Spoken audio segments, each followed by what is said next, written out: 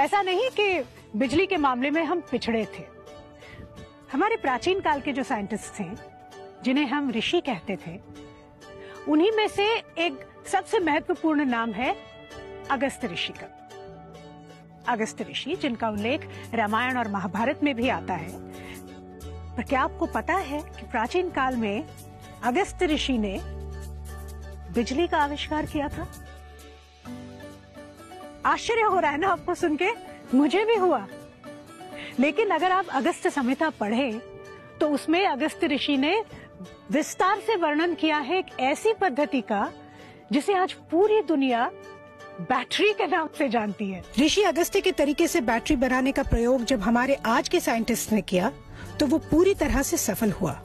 उज्जैन की Prince library ने अगस्त्य संहिता को आज भी सुरक्षित रूप से रखा हुआ है। यही नहीं, प्राचीन काल में ही इलेक्ट्रिक बैटरी के जरिए तुलसी से चार्ज किए हुए पानी का इलेक्ट्रोलिसिस करके हम मेडिकल ओजोन बनाते थे। कैलिकट के बेजल मिशन ने इसी ओजोन बनाने की तकनीक को लेकर इसे यूनिवर्सिटी ऑफ बर्लिन के एक प्रोफेसर क्रिश्चियन फ्रेडरिक शॉनबाइन के नाम से पेटेंट करवा लिया।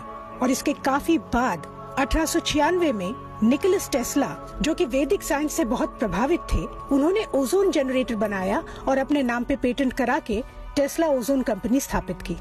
हमारे देश की और हमारे लोगों की यही त्रासदी रही है।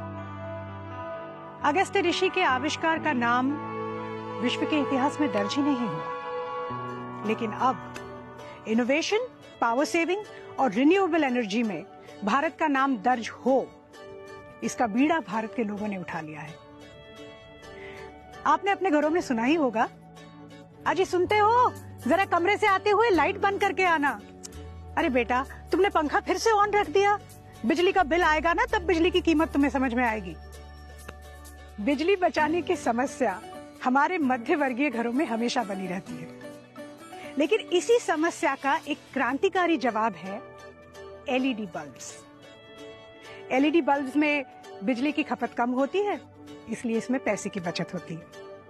ये आमतौर से ठंडे रहते हैं, इसमें ज्यादा गर्मी नहीं होती क्योंकि इसमें मर्क्यूरी यानी पारे का उपयोग नहीं होता। एक नॉर्मल इनकैंडेसेंट बल्ब जो होता है उसके मुकाबले ये 40 गुना ज्यादा चलते हैं। मतलब जहां साधारण बल्ब 1000 घंटे चलता है, वहीं पे एलईडी 1,00,000 घंटे चलता है। और सबसे बड़ी बात यह है कि एलईडी बल्ब्स अब सस्ते हो गए हैं।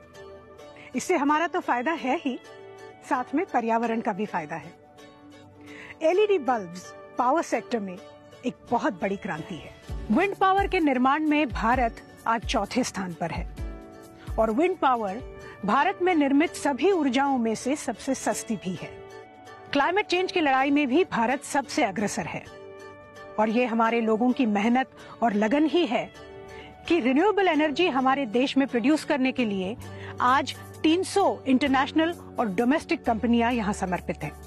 प्रकृति को सुरक्षित रखकर, मनुष्य को सुरक्षित रखकर ऊर्जा के निर्माण में पूरे विश्व को राह दिखाने के लिए अब भारत पूरी तरह से तैयार है। जब समंदर में एक लहर उठती है तो उसे कोई नहीं रोक सकता।